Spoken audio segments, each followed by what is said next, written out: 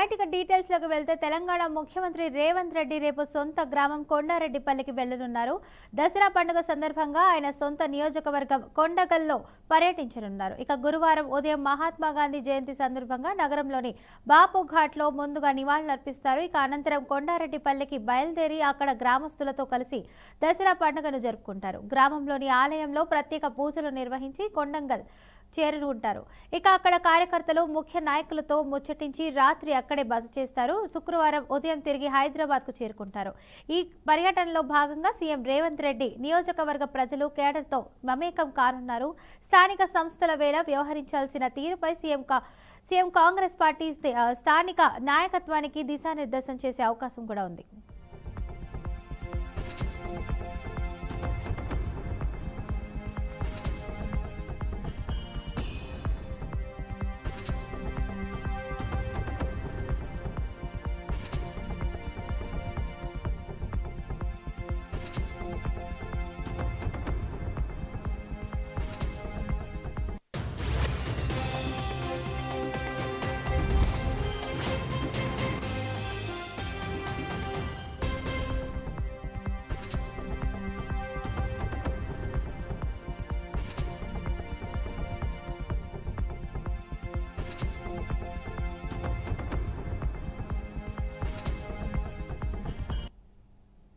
Right ఇక details లోకి వెళ్తే తెలంగాణ ముఖ్యమంత్రి రేవంత్ రెడ్డి రేపు సొంత గ్రామం కొండారెడ్డిపల్లికి వెళ్లనున్నారు. దసరా పండుగ సందర్భంగా ఆయన సొంత నియోజకవర్గం కొండగల్లో పర్యటించనున్నారు.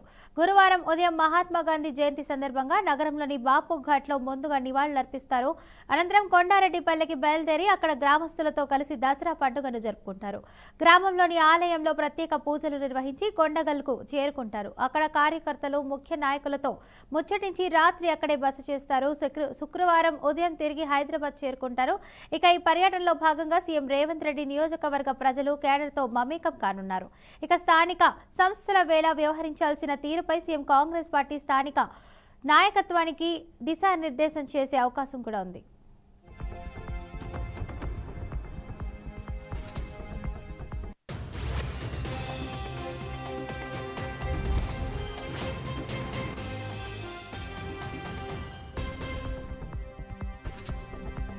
గత ప్రభుత్వం తీరుపై సీఎం చంద్రబాబు తీవ్ర స్థాయిలో మండిపడ్డారు. ఎవరైనా వస్తున్నారంటే చెట్టు నరికే వారని, పరదాలు కట్టేవారని అన్నారు. వైసీపీ హయాంలో తాము వస్తుంటే పోలీసులు అడ్డుకునేవారని మండిపడ్డారు. నిజానికి రాష్ట్రానికి 2014లో స్వతంత్రం వచ్చిందన్నారు. తమ ఎన్డీఏ ప్రభుత్వం ప్రజల కోసం ఆలోచించే తత్వం అన్నారు. మునుపైతే ఒక ప్రభుత్వం ఉండేది. ప్రభుత్వం వస్తా ఉంటే మీరు చూసుంటారు, అప్పుడు చెట్లన్నీ నరికేసేవాళ్ళు, పరదాలు కట్టేవాళ్ళు. ఉన్నాయా ఇప్పుడు పరదాలు? చెట్లు నరుకుతున్నారా ఇప్పుడు? ఎవరైనా వచ్చిన వాళ్ళు వెళ్ళిపోతారని పక్కనంతా కూడా గోతులు తవ్వేవాళ్ళు పోనీయకుండా. పోలీసులు అడ్డం పడేవాళ్ళు. నిజమా అబద్ధమా అని మిమ్మల్ని అడుగుతున్నా. వాస్తవం అయితే ఒక్కసారి గుర్తు తెచ్చుకొని చప్పట్లు కొట్టుండే వాస్తవని. ఎవరు నవ్వినా అప్పుడుండే ప్రభుత్వం మిమ్మల్ని వేధించేవాళ్ళు. అవునా కాదు? కేసులు పెట్టేవాళ్ళు. నవ్వడానికి వీల్లేదు, ఫ్రీగా మాట్లాడడానికి వీల్లేదు. ఎన్ని ఇబ్బందులు పెట్టాలనో అన్ని ఇబ్బందులు పెట్టారు. 2024లో మళ్ళీ రాష్ట్రానికి స్వాతంత్రం వచ్చిందంటే, మీరందరూ స్వేచ్ఛగా ఉన్నారంటే అది ఈ యొక్క ఎన్డీఏ ప్రభుత్వం ఇచ్చినటువంటి స్వాతంత్రం అని చెప్పి కూడా నేను మీకు తెలియజేస్తున్నా. నాకు కానీ కక్ష ఉంటే విశ్వవిద్యాలయాన్ని మళ్ళా మార్చను.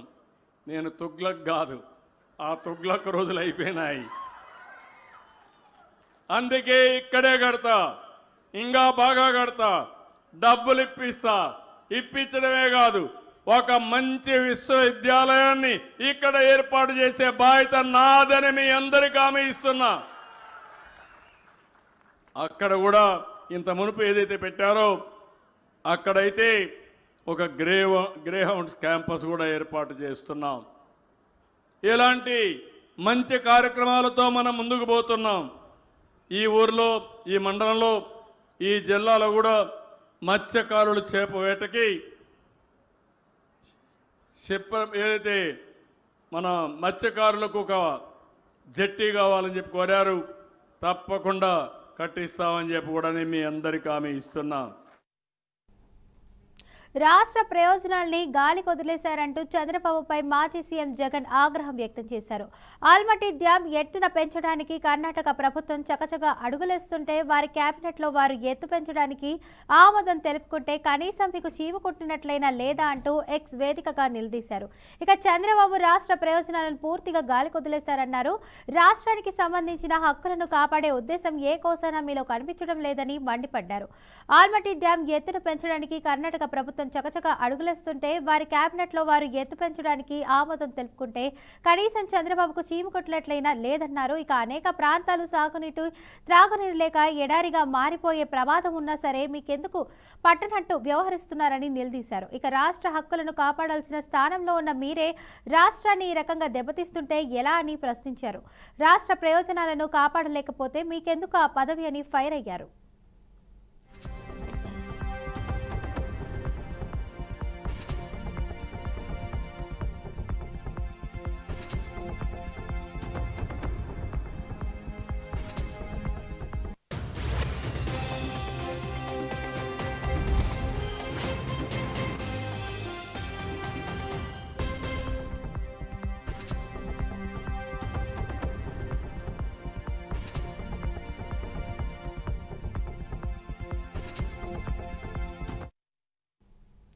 ఛత్తీస్గఢ్ రాష్ట్రం బీజాపూర్ జిల్లా దండకారణ్యంలో మావోయిస్టులకు చెందిన భారీ డంపు లభ్యమైంది.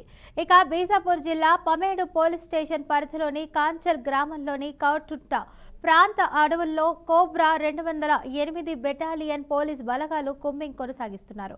ఇక ఈ క్రమంలోనే కార్గుట్ల అడవిలో మావోయిస్టులు గొయ్యిలో దాచిపెట్టిన భారీ మొత్తంలో పేలుడు పదార్థాలు రోజువారీ ఉపయోగించే వస్తువుల డంపు బలగాలు స్వాధీనం చేసుకున్నాయి. ఇక మావోయిస్టులు ఓ పెద్ద కుట్ర చేయడానికి మండుగుండు ఇతర సామగ్రిని సేకరించినట్లు భద్రతా బలగాలు అనుమానిస్తున్నాయి. ఇక లభ్యమైన డంపుల్లో gun powder, BGL cells, cortex wire, BGL రౌండ్లు, ఆర్డీఎక్స్, ఎలక్ట్రిక్ డిటెక్టర్లు, నాన్ ఎలక్ట్రిక్ డిటోనేటర్లు, బాణసంచ, బాంబులు, బారెల్స్లో ఉపయోగించే ఇనుప రౌండ్లు, ఇతర ఆయుధ సామగ్రి ఉన్నాయి.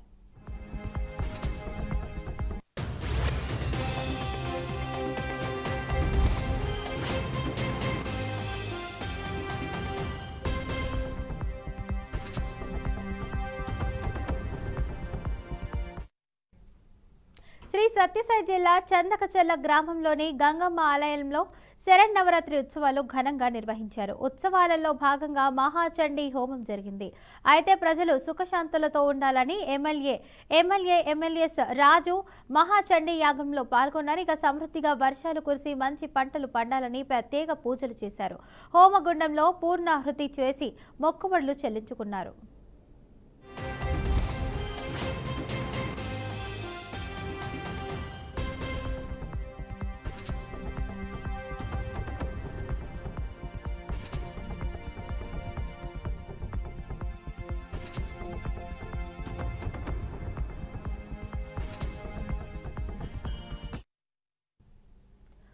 జీఎస్టీ తగ్గింపు వల్ల ప్రజలకు లాభదాయకమని ఎమ్మెల్యే ఆదినారాయణ రెడ్డి తెలిపారు. ఇక కడప జిల్లా జమ్మలమడుగులో సూపర్ జీఎస్టీ సూపర్ సేవింగ్స్ కార్యక్రమంలో భాగంగా ఎమ్మెల్యే ఆదినారాయణ రెడ్డి రైతులతో ముఖాముఖి నిర్వహించారు. ప్రధాని మోడీ ఆలోచన వల్ల దేశానికి 2.5 లక్షల కోట్లు, రాష్ట్రానికి 8,000 కోట్ల నష్టం జరుగుతుందన్నారు. అయితే ప్రజలకు లాభమన్నారు. ఇక జీఎస్టీ తగ్గింపుతో ప్రజలకు కొనుగోలు శక్తి పెరుగుతుందన్నారు. జీఎస్టీ తగ్గింపు ద్వారా దేశంలోని ప్రతి వస్తువు ధరలు తగ్గాయని, జీవిత బీమా సేవలు ప్రజలకు అందుబాటులోకి వచ్చాయని తెలిపారు. ఇక వ్యాపారస్తుల తప్పు చేస్తే ప్రజలు నిలదీయాలన్నారు. మోడీ గారు ఆలోచన చేయడం వలన ఈ యొక్క దేశానికి 2.5 లక్షల కోట్ల నష్టం జరుగుతుంది. అంటే తగ్గింది ఆదాయం. మన ఏపీకి వచ్చేకి 8,000 కోట్ల నష్టం. అయితే అది లాభం ఎవరికి? దేశ ప్రజలు, రాష్ట్ర ప్రజలు భరించాల్సిందే. తల్లి కానిపోయేటప్పుడు కష్టపడాల్సిందే. సంతాన భాగ్యం కలగాలంటే, ప్రజలు బాగుపడాలంటే ఇది ఖచ్చితంగా జరగాలి. కాబట్టి ఇది ప్రజలు కూడా అవగాహన తెలుసుకోవాలి. ఇది అందరూ భాగస్వామిలే. వాళ్ళ లాభం పొందుతూ ఎవరైనా తప్పు చేస్తే, వ్యాపారస్తులు తప్పు చేస్తే నిందియాలి. డిస్ప్లే బోర్డు పెట్టమని కూడా చెప్పినాం. నేను ఒక 30 షాపులు తిరిగిన జమ్మలమడుగులో స్వయంగా అందరికీ చెప్పినాం. ఏం లాభం వచ్చేది? పుస్తకాలకైతే నోటు, పెన్సిళ్లకు, పిల్లలకు ఉపయోగపడే విద్య పెరిగే దానికోసం జీరో. క్యాన్సర్ మందుకు కొన్ని చాలా పెద్ద జబ్బులకు మందులకు జీరో. ఎక్కువ శాతం 5%. ఏదో 18%, 1%, 1% పదార్థాలకు మాత్రమే 18%, మిగతా అంతరానికి 5% ఉంది. దేశవ్యాప్తంగా మోడీ గారు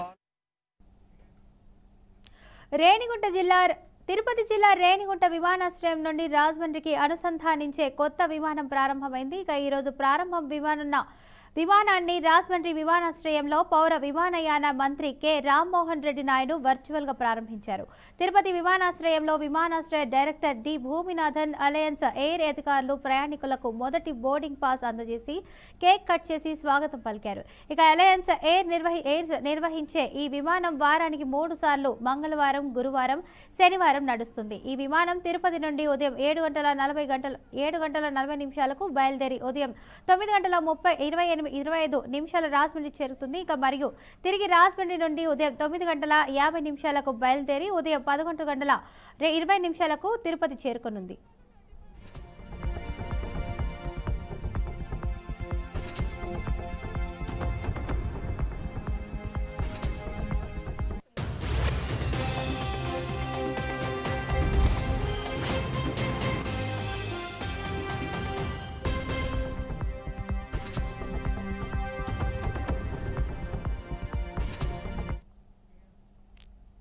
పల్నాడు సత్తెనపల్లిలో బాల్య వివాహం జరిగిన ఘటన ఆలస్యంగా వెలుగులోకి వచ్చింది. ఆగస్టు 3న పెద్దల సమక్షంలో బాల్య వివాహం జరిగింది. ఇక గ్రహించిన స్థానికులు చైల్డ్ వెల్ఫేర్ కేర్ సంస్థకు సమాచారం ఇచ్చారు. ఇక ఈ నేపథ్యంలో సచివాలయంలో చైల్డ్ వెల్ఫేర్ జిల్లా అధికారులు విచారణకు ఆదేశించారు. ఇక బాల్య వివాహం వాస్తవమని తేల్చడంతో పోలీసులకు ఫిర్యాదు చేశారు. దీంతో వధువు, వరుడు తల్లిదండ్రులు, పురోహితుడు, మండపం నిర్వాహకుడు, ఫోటోగ్రాఫర్ పై పోలీసులు కేసు నమోదు చేశారు. ఇక 14 మందిపై బాల్య వివాహం చట్టం కింద కేసు నమోదైంది. ఇక వధువు మైనర్ కావడంతో అధికారులు గుంటూరు చైల్డ్ వెల్ఫేర్ హోమ్ కు తరలించారు. ఒక ముఖ్యమైనటువంటి సందేశం ఇది తల్లిదండ్రులందరికీ కూడా చెప్పదలుచుకున్నటువంటిది. ఈ మధ్యకాలంలో గమనించినట్లయితే ఒక 2 రోజుల క్రితము సత్తెనపల్లి పట్టణంలోనే ఒక బాల్య వివాహాన్ని జరపడానికి ప్రయత్నం చేస్తున్నారు అనేటటువంటి సమాచారం మీద మేము అక్కడికి వెళ్ళటము, అక్కడికి వెళ్ళి ఆ తల్లిదండ్రుల్ని కౌన్సిలింగ్ చేసి ఆ యొక్క వివాహం జరగకుండా ఆపడం జరిగింది. ఇందులో లైన్ డిపార్ట్మెంట్స్ అయినటువంటి ఐసిడిఎస్, అదేవిధంగా పోలీస్, స్థానికంగా ఉండేటువంటి మహిళా పోలీస్, వీళ్ళందరూ కూడా వెళ్ళి వారిని గుర్తించడము, అదేవిధంగా ఆ యొక్క వివాహాన్ని జరగకుండా ఆపడం జరిగింది. అదేవిధంగా ఒక 2 నెలల క్రితం జరిగినటువంటి ఒక బాల్య వివాహం మీద ఈ మధ్యకాలంలో ఒక కేసును కూడా నమోదు చేయడం జరిగింది. ఈ సందర్భంగా ముఖ్యంగా తల్లిదండ్రులకు చెప్పేది ఏంటంటే, ఎవరైనా కానీ వివాహం జరిపించాలంటే ఆడపిల్లలకు 18 సంవత్సరాలు, మగవారికి 21 సంవత్సరాలు నిండినట్లయితేనే వాళ్ళు వివాహం చేసుకోవడానికి అర్హులుగా చట్టం చెప్తుంది. కాబట్టి ఈ యొక్క prohibition of child marriage act ఏదైతే ఉందో దాంట్లో చెప్పినటువంటి దాని ప్రకారంగా ఈ వయసు దాటినటువంటి పిల్లలు ఎవరైతే ఉన్నారో, అంటే 18 సంవత్సరాల లోపల ఉండేటటువంటి బాలికలు కానీ 21 సంవత్సరాల లోపల ఉండే బాలుడు కానీ వివాహం జరిపించడం అనేటటువంటిది చట్టవిరుద్ధం. ప్రస్తుత యుద్ధాల్లో ఆధునిక సాంకేతిక వినియోగం ఆందోళనకరంగా పెరుగుతుందని రక్షణ శాఖ మంత్రి రాజ్నాథ్ సింగ్ అన్నారు.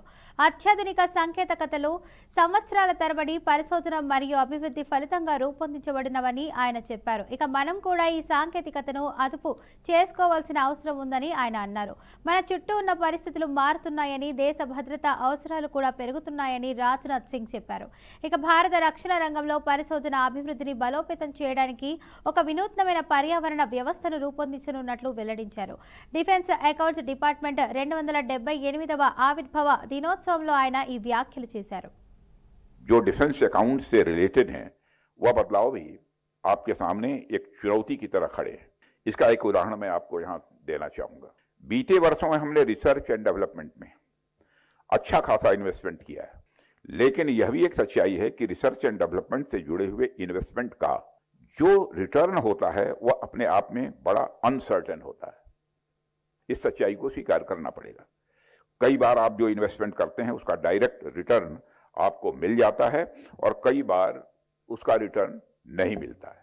यह बातें सिर्फ डिफेंस सेक्टर पर ही लागू नहीं होती, बल्कि किसी भी क्षेत्र पर ही लागू नहीं होती, बल्कि किसी भी क्षेत्र में आपका रिसर्च एंड डेवलपमेंट करेंगे तो उसका क्या रिटर्न आपको मिलेगा, यह बिल्कुल अनसर्टेन है। लगभग अनसर्टेन नहीं है, बल्कि मैं मानता हूं बिल्कुल अनसर्टेन है। कहा नहीं जा सकता क्या होगा। दूसरी तरफ जिस तरह से मॉडर्न वारफेयर आज टेक्नोलॉजी ओरिएंटेड होता जा रहा है, यह अविश्वसनीय है। आज के युद्ध में नई नई प्रकार की टेक्नोलॉजी ने बड़े स्तर पर एक सरप्राइज एलिमेंट के रूप में काम किया है। यह हमारे लिए भी एक कंसर्निंग सिचुएशन पैदा कर सकती है, क्योंकि यह तो जाहिर सी बात है, आज के टाइम पर जो मॉडर्न टेक्नोलॉजी इस वारफेयर में यूज हो रही है वह रिसर्च एंड डेवलपमेंट पर ही बेस्ड है। और वर्षों की रिसर्च के बाद उन टेक्नोलॉजीज को डेवलप किया गया है। इसलिए रिसर्च एंड डेवलपमेंट को तो इग्नोर किया ही नहीं जा सकता। जो डिफेंस अकाउंट से रिलेटेड हैं